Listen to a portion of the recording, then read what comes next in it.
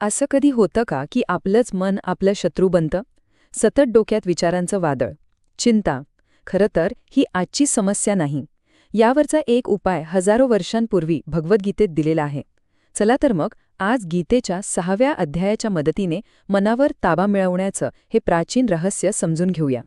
एक साधा प्रश्न आहे, पण खूप महत्वाचा. आपलं मन आपला सगळ्यात चांगला मित्र आहे की सगळ्यात मोठा शत्रू? ते आपल्याला रात्री शांत झोपू देतं की विचारांच्या गर्दीत अडकवून ठेवतं? खरं तर आजची आपली सगळी चर्चा याच एका प्रश्नाभोवती फिरणार आहे. आणि गंमत म्हणजे याचं उत्तर हजारो वर्षांपूर्वी भगवद्गीतेत सापडतं. अनेकांना वाटतं की गीता म्हणजे फक्त मोठं तत्वज्ञान, पण नाही. ते खरं तर आपलं मन कसं काम करतं आणि त्यावर ताबा कसा मिळवायचा ह्यासाठीचं एक प्रॅक्टिकल हँडबुक आहे असं म्हटलं तरी चालेल. तर चला मग सगळ्यात आधी मनाचा हा दुहेरी स्वभाव समजून घेऊया. आपलंच मन कधी आपला मित्र बनतं आणि कधी आपला शत्रू. गीता याबद्दल काय सांगते ते पाहू. गीता एक खूप महत्वाची गोष्ट सांगते. सगळ्यात मोठं युद्धक्षेत्र बाहेर कुठे नाही, ते आपल्या स्वतःच्या मनात आहे. बघा, जेव्हा मन आपल्या ताब्यात नसतं तेव्हा ते का शत्रूसारखं वागतं, सतत गोंधळ, सतत चिंता निर्माण करत राहतं. पण तेच मन जेव्हा आपण नियंत्रणात आणतो तेव्हा तेच आपल्या सगळ्यात जवळचं मित्र बनतं, आपल्याला शांती देतं, विचारांमध्ये स्पष्टता आणतं. मग प्रश्न येतो की आपलं ध्येय काय असायला हवं? गीतेच्या मते आपलं ध्येय आहे योगी बनणं. आता योगी म्हटलं की आपल्या डोळ्यासमोर काय येतं? कोणीतरी जंगलात तप करणारा साधू, बरोबर? थांबा, गीतेतला योगी यापेक्षा खूप वेगळा आहे. त्याचा खरा अर्थ काय आहे ते आपण समजून घेऊया. सगळ्यात आधी एक गैरसमज दूर करू. योगी म्हणजे फक्त योगासनं करणारी व्यक्ती नाही, नाहीच. खरा योगी तो ज्याने स्वतःच्या मनावर ताबा मिळवला आहे, आत्मसंयम साधला आहे आणि जो आतून स्वतःच्या खऱ्या अस्तित्वाशी जोडला गेला आहे. जरा कल्पना करून बघा, एक अशी मानसिक अवस्था जिथे काही चांगलं झालं किंवा वाईट झालं तरी मन शांत आहे. कोणी सन्मान केला किंवा अपमान केला तरी फरक पडत नाही. जिथे मित्र आणि शत्रू सारखेच वाटतात आणि मातीचा ढिगारा आणि सोनं दोन्ही एक समान दिसतात. अविश्वसनीय वाटतंय ना?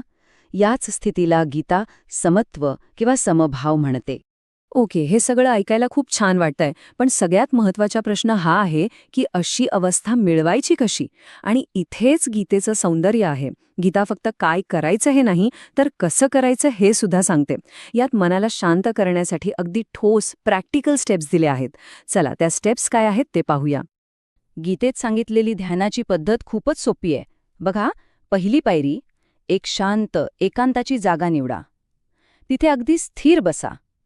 तिसरं, शरीर, मान आणि डोकं एका सरळ रेषेत ताठ ठेवा. मग आजूबाजूला न बघता आपलं लक्ष फक्त नाकाच्या शेंड्यावर केंद्रित करा. आणि सगळ्यात महत्त्वाचं, मनात कोणतीही इच्छा किंवा भीती न ठेवता मन एकाच गोष्टीवर एकाग्र करण्याचा सराव करा.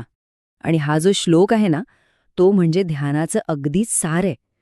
खूप लोकांना वाटतं की ध्यान म्हणजे मनात एकही विचार न येणं, पण तसं नाहीये. मन हे चंचल आहेच, ते भटकणणारच.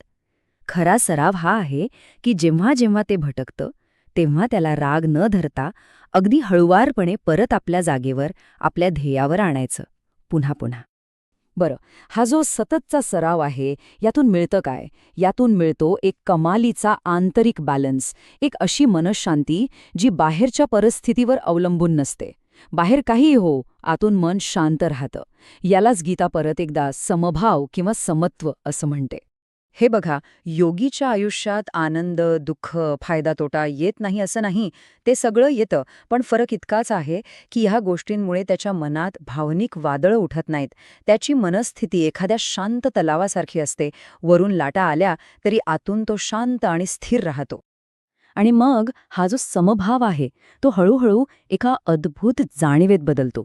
जेव्हा प्रत्येक जीवमात्रात एकच चैतन्य दिसायला लागतं, तेव्हा मग द्वेष, मत्सर, भेदभाव या भावनांना जागाच उरत नाही. त्या जागी येते ती फक्त करुणा आणि सगळ्यांबद्दल प्रेम. चला, आता आपण ह्या प्रवासाच्या अगदी शेवटच्या टप्प्यावर पोचलो आहोत. मनावर ताबा मिळवण्याच्या ह्या संपूर्ण साधनेचं अंतिम फळ म्हणजे द अल्टिमेट गोल काय आहे ते पाहूया. गीतेनुसार या मार्गाचं अंतिम शिखर आहे निर्वाण. आता निर्वाण म्हणजे काय? सोप्या भाषेत सांगायचं तर ही एक अशी अवस्था आहे जिथे सगळ्या चिंता, सगळ्या भीती, सगळी बंधनं संपून जातात. उरते ती फक्त परमशांती आणि खरंखुरं आंतरिक स्वातंत्र्य. एक अशी जाणीव की आपण त्या वैश्विक चेतनेचाच एक भाग आहोत. हा जो एक आकडा दिसतोय ना, तो ह्याच एकत्वाचं प्रतीक आहे, अद्वैत. म्हणजे जिथे मी आणि दुसरा हा भेदच संपतो, जिथे सगळ्यांमध्ये ते एकच चैतन्य दिसायला लागतं. आणि खरं सांगायचं तर हीच खरी जोडणी आहे, हाच खरा योग आहे. तर जाता जाता एक विचार सोडून जातो. आपण सगळेच आपापल्या आयुष्यात बाहेरच्या जगात विजय मिळवण्यासाठी, यशस्वी होण्यासाठी धडपडत असतो. पण कधी असा विचार केलाय की कदाचित सगळ्यात मोठा विजय, सगळ्यात मोठं युद्ध ते बाहेर नाही तर आपल्या आतच, या शांततेत लढून जिंकायचं आहे? या प्रश्नावर नक्की विचार